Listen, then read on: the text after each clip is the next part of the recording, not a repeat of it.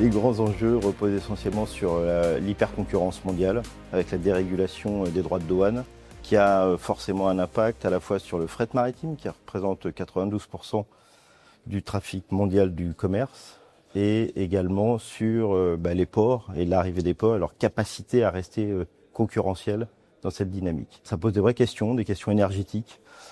Typiquement, si vous partez avec une forme de carburant décarboné d'un port chinois, il est intéressant que vous arriviez avec le même carburant, que vous puissiez refueler avec ce carburant-là dans un port français. Donc la transformation, la décarbonation du transport maritime, elle se pose aussi sur la question portuaire.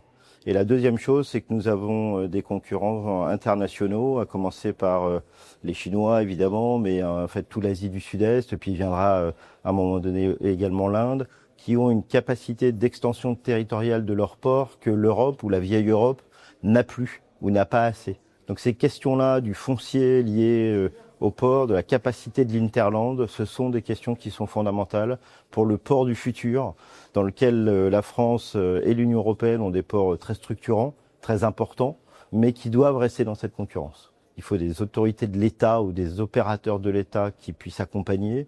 Il faut une volonté politique, il faut une volonté également locale. Les structures comme l'école où nous sommes ou comme le CEREMA qui ont une capacité d'accompagner ces transformations.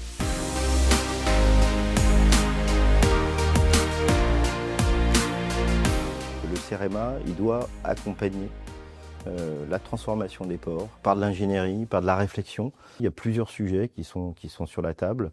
C'est le modèle économique des ports, français, qui sont justement un peu bloqués dans leur espace parce que nous avons construit des villes autour des ports et l'expertise du CEREMA, elle peut aider. Il faut continuer d'avancer sur les grands ports maritimes français, re-questionner un peu leur pertinence par rapport aux défis du monde d'aujourd'hui. Encore une fois, le défi des tarifs douaniers et de la modification que ça peut avoir sur les zones arrivées, départ du commerce maritime mondial, c'est un vrai sujet. Et le CEREMA, à mon avis, peut concourir à cette réflexion avec d'autres acteurs de l'État. Et donc je pense qu'il sera un acteur de transformation, notamment des ports, mais de transformation un peu globale, notamment pour répondre aux défis climatiques.